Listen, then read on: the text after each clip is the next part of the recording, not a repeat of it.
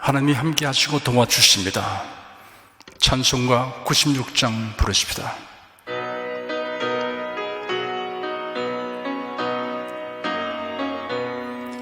온 세상이 캄캄하여서 참 빛이 없었더니 그 빛나는 영광 나타나 온 세계 빛이었네.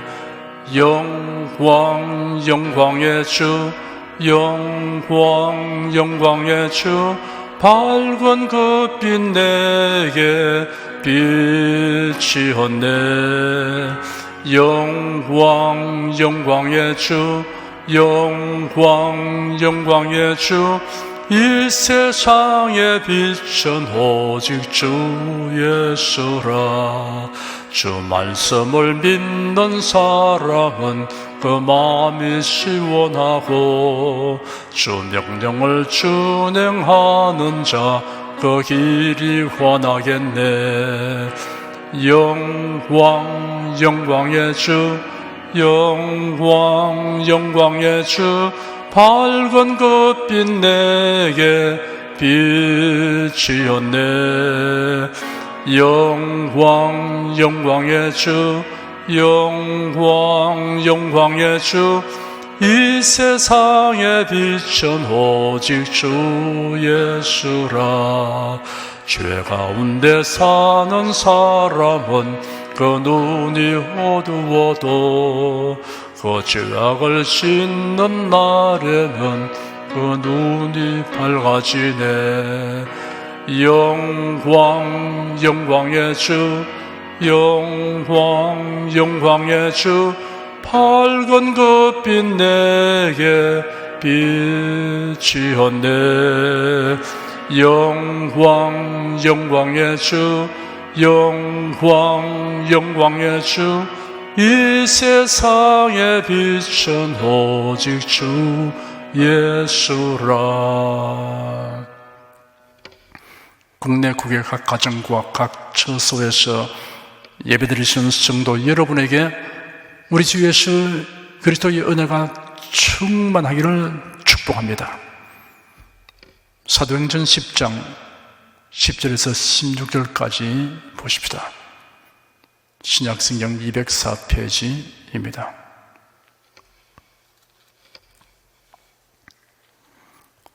사도행전 10장 10절에서 16절까지 제가 읽어드리겠습니다. 시장하여 먹고자 하며 사람이 준비할 때 비몽사몽간에 하늘이 열리며 한 그릇이 내려오는 것을 보니 큰 보닥이 같고 내 귀를 메어 땅에 들이웠더라.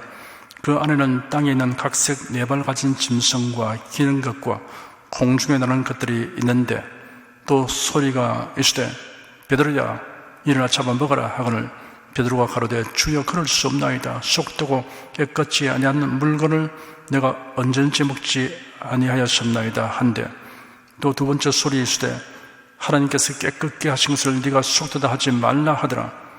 이런 일이 세 번 있은 후 그릇이 곧 하늘로 올려가니라. 오해하고 있다는 것은 어떤 표현이나 사실을 잘못 해석하고 그릇된 판단을 하고 있는 것을 의미합니다. 오해가 미치는 영향은 사소한 것도 있지만 엄청난 고통과 피해를 초래하기도 합니다. 오해는 오해받는 사람이나 오해하는 사람 모두를 해롭게 합니다. 오해하는 원인은 많이 있지만 대체로 세 가지를 손꼽을 수 있습니다. 첫째, 잘못된 선입관 때문입니다. 둘째, 정보 부족 때문입니다. 셋째, 이해력 부족 때문입니다. 신앙과 관련된 오해와 그로 인한 폐단에 관한 성경에 기록된 사례들이 아주 많습니다. 그 중에 사도 베드로와 예루살렘 교회가 가졌던 오해와 오해를 해소하게 된 사연에 관하여 말씀해 드리도록 하겠습니다.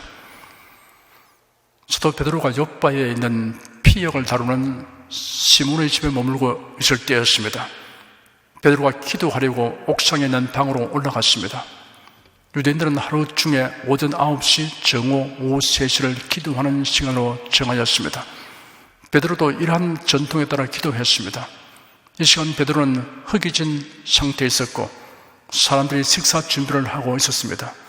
아침 식사를 하지 못했거나 아니면 오랜 시간 기도한 탓에 시장기를 느꼈던 것 같습니다. 베드로는 꿈속에 보듯이 그러나 분명한 의식을 가진 상태에서 기이한 광경을 보았습니다. 하늘이 열리면서 내 기퉁이가 메인 그릇 같은 보자기가 내려왔는데 그 안에 있는 것을 보니 네 발 가진 짐승들과 기는 것과 공중에 나는 것들이었습니다. 그런데 율법에 먹을 수 없도록 규정되어 있는 종류의 동물들이 포함되어 있었습니다. 그때 베드로야 일어나 잡아 먹으라 하는 소리가 났습니다. 베드로는 주님 그럴 수 없습니다. 속되고 깨끗이 아니한 물건을 내가 언제든지 먹지 아니하였습니다 라고 강한 부정과 거부 의사를 표명했습니다. 그러자 또 소리가 들렸습니다. 하나님께서 깨끗하게 하신 것을 네가 속되다 하지 마라. 베드로는 동일한 환상을 같은 자리에서 3번 경험하였습니다. 3번이라는 숫자는 확고하고 완전한 것을 의미합니다. 베드로는 이 기이한 환상이 무엇을 의미하는 것인지 곰곰이 생각하였으나 알 수 없었습니다. 그 환상의 의미를 알려고 베드로가 애쓰고 있을 때 낯선 사람들이 그를 찾아왔습니다. 이방인 백부장이 보낸 사람들이 베드로가 묵고 있는 집을 찾아와서 이 집에 베드로가 우고하고 있는가를 물었습니다. 환상의 뜻을 알려고 애쓰고 있는 베드로에게 성령께서 지시하였습니다. 2 사람이 너를 찾으니 일어나 내려가 의심치 말고 함께 가라. 내가 죄를 보내었다 하였습니다. 베드로가 그들을 집 안으로 들어오게 하여 자신이 베드로라고 밝히고 무슨 일로 왔느냐고 물었습니다. 그들은 가이사랴에서 온 사람들인데 로마인 백부장 고넬료가 보낸 사람들이었습니다. 고넬료가 기도하는 중에 천사가 나타나 지시하기를 사람을 요바에 보내어 베드로라 하는 사람을 청하여 말씀을 들으라고 하였다는 것입니다. 베드로는 이 말을 듣고 자기에게 나타난 환상의 뜻을 깨닫게 되었습니다. 유대인은 이방인의 집에 들어가거나 음식을 함께 먹으며 교제해서는 안 된다는 유대인의 관습이 하나님의 뜻이 아님을 알게 되었습니다. 베드로는 자신이 가진 이방인에 대한 관념이 오해였다는 것을 깨닫게 되었습니다. 그래야 베드로는 이방인에 대하여 가지고 있던 편견을 내버리고 기꺼이 고넬료의 집으로 갔습니다. 백부장 고넬료는 일가와 친구들을 그의 집에 모이게 하고 베드로를 반갑게 맞이하였습니다. 베드로가 고넬료에게 어떻게 하여 자신을 초청하게 되는가를 질문하니 고넬료가 그 연주를 설명하였습니다. 나흘 전 저희 집에서 오후 3시 기도를 하고 있었는데 빛난 옷을 입은 한 사람이 호련히 내 앞에서 말이를 고넬료야, 네 기도가 응답되었고 네 구제가 하나님 앞에서 기억되었다. 요바의 사람을 보내어 베드로라 하는 시몬을 청하라. 이 사람이 바닷가의 피역공 시몬의 집에 묵고 있다 하였습니다. 내가 즉시 당신에게 사람을 보냈는데 오셨으니 잘하셨습니다. 이제 우리는 주님께서 당신에게 명령하신 모든 것을 듣고 싶어 하나님 앞에 모여 있습니다라고 설명하였습니다. 베드로는 모인 사람들에게 복음을 전하기 시작했습니다.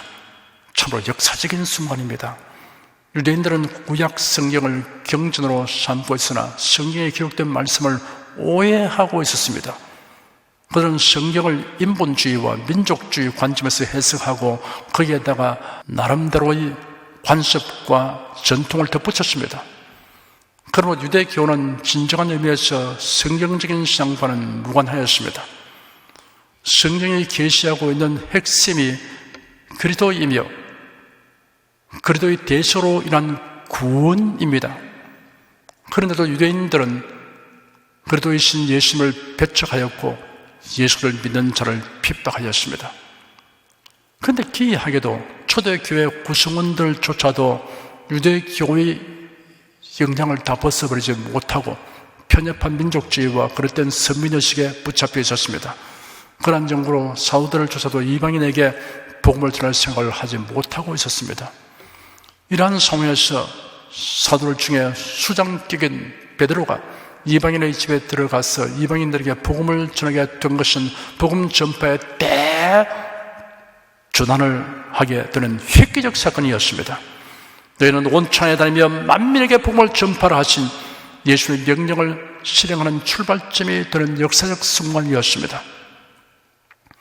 사도 베드로의 설교 요청은 이러합니다. 하나님은 사람을 차별하지 않으신다. 모든 나라 모든 민족 중에서 하나님을 경외하고 의를 행하는 삶을 받으신다. 하나님을 경외하고 의를 행함은 구약시대는 하나님의 언약을 믿고 그 언약을 주신 하나님을 섬기는 것이었고 신약시대는 예수 그리스도를 믿고 섬기는 것이다. 예수 그리스도로 말미암아 복음이 선포되었다. 예수 그리스도는 만유의 주가 되신다. 이러한 복음이 이스라엘 자손들에게 먼저 계시되었다. 하나님께서 인생들에게 자신을 알리시고 구원 계획을 알리시기 위해 한 사람을 택하셨다. 그 사람이 아브라함이다. 그리고 아브라함의 자손 이스라엘 민족을 통하여 율법과 언약을 주셨고 구속의 연회와 진리를 계시하셨다. 때가 차서 그리스도이신 예수님이 세상에 오셨다. 세례 요한이 회개를 촉구하는 세례를 베풀 그때 예수께서 공적 활동을 시작하셨다. 갈릴리에서 시작하여 온 유대에 천국 복음을 전파하셨다. 하나님께서 예수님과 함께 하셨다. 예수님은 아버지 하나님의 독생하신 성자 하나님이시다. 예수님은 성령과 능력으로 충만하여 마귀에게 눌린 모든 자들을 고치셨다. 유대인이 이방인의 손을 빌어 예수님을 십자가에 못 박아 죽였으나 하나님이 사흘 만에 부활하게 하셨다. 베드로를 비롯한 제자들은 부활하신 예수님을 모시고 식사까지 하였다.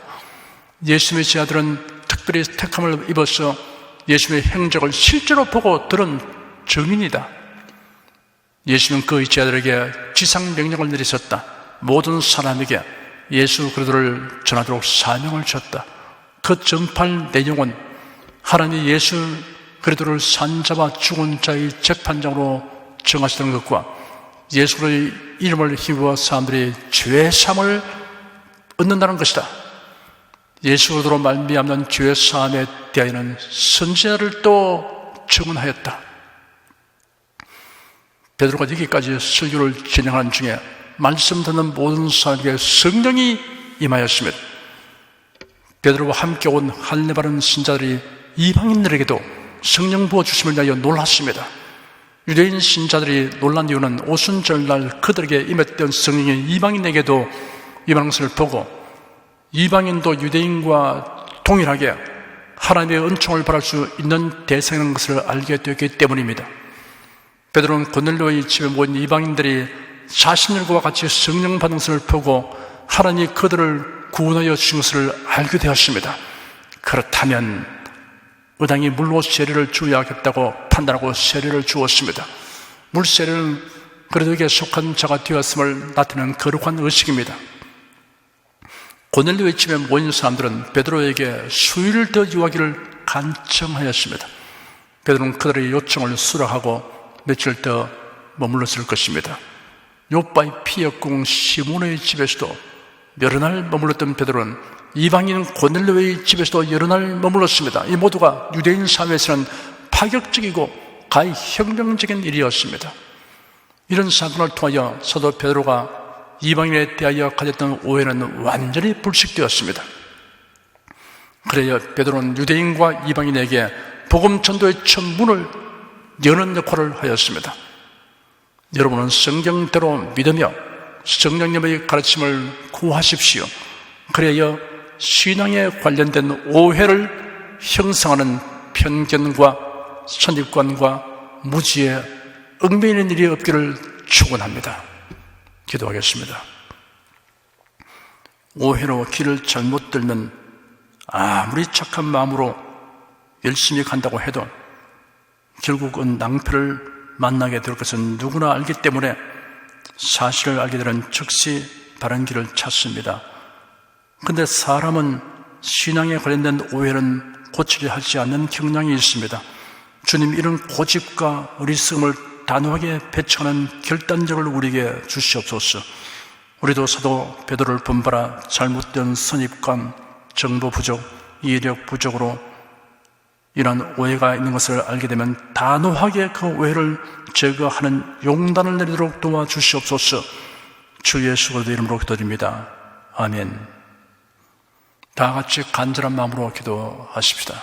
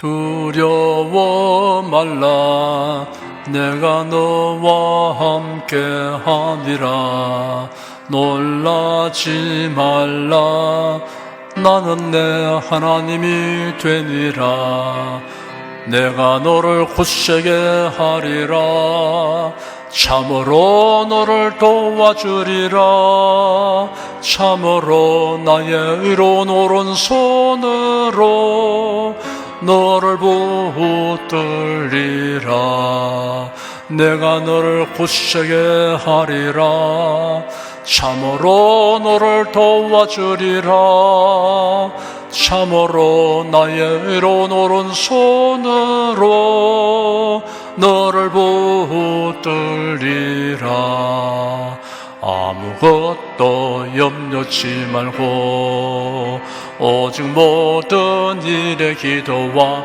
간구로 너희 구할 것을 감사함으로 하나님께 아뢰라 아무것도 염려치 말고 오직 모든 일에 기도와 간구로 너희 구할 것을 감사함으로 하나님께 아뢰라 그리하면 모든 지각에 뛰어난 하나님의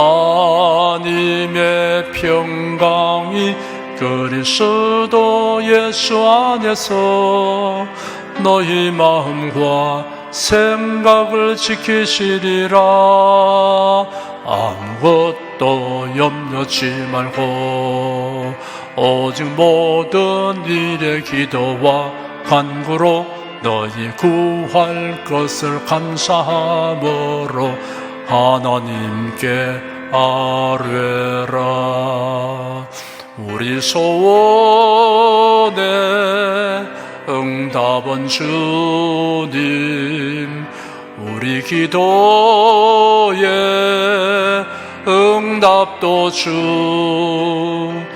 우리 구세주 위대한 의사 오 할렐루야 만유의 주 여러분 가슴에 손을 얹으십시오 우리 기도를 응답하시는 하나님을 앙망하시기 바랍니다 병작한 분들은 나쁜데 믿음의 손을 얹으시기 바랍니다 주 성령께서 우리 가운데 계십니다 예수님의 사랑과 권능과 은혜로서 우리를 치료하여 주십니다 성령의 나타남과 능력으로 표적과 기사를 행하여 주십니다 나는 너희를 치료하는 여호와임이라 예수께서 가르치시며 천국 복음을 전파하시며 모든 병과 모든 약한 것을 고치시니라 너희 중에 병든 자가 있느냐 위하여 기도할지니라 믿음의 기도는 병든 자를 구원하리니 주께서 저를 일으키시리라 병 낫기를 위하여 서로 기도하라 이러한 성경 말씀에 의거하여 우리가 하나님께 신주를 간구하오니 응답하여 주시옵소서 너희가 얻지 못하면 구하지 않기 때문이라고 말씀하셨으므로 기도하는 담력과 즐거움을 주니 감사합니다 믿는 자들에게 이런 표적이 따르리니 병든 자에게 손을 얹으면 나으리라 하신 약속을 조차 지금 연약하고 병든 곳에 손을 얹고 간구하는 모든 성도들에게 하나님의 권능이 임하여 낫게 하여 주시옵소서 병들어 고통하는 친족과 교우들을 위하여 기도하오니 불쌍히 여기시고 치료하여 주시옵소서 모든 병과 모든 약한 것을 고치신 예수님께 간구합니다 상한 몸, 병든 몸을 고쳐주시옵소서 뇌, 구강, 혀, 척수, 갑상선, 임파선, 뼈, 골수, 인대, 관절, 디스크, 근육, 신경, 혈액, 혈관, 피부를 고쳐주시옵소서 시각기관, 청각기관, 심장, 호흡기관, 소화기관, 비뇨기관의 기능이 완전하게 하여 주시옵소서 예수 그리스도 이름으로 명한다 병만은 물러가라 통증과 염증은 나을지어다 암과 종양은 소멸될지어다 각종 장애는 치유될지어다 예수 그리스도 이름으로 명하노라 지금 낫게 될지어다 순식간에 나을지어다 모든 병과 모든 약함은 치유될지어다 병장을 썩은 제거되고 건강하시로 충만하게 될지어다. 신조의 능력이 몸과 마음에 계속 머물러 있게 하여 주시옵소서. 몸과 마음이 마치 요양간에서 나온 송아지처럼 독수리가 날개 치며 올라가면 같이 활기차게 하여 주시옵소서. 생활에 다가오는 풍파는 고요하고 잠잠하게 하여 주시옵소서.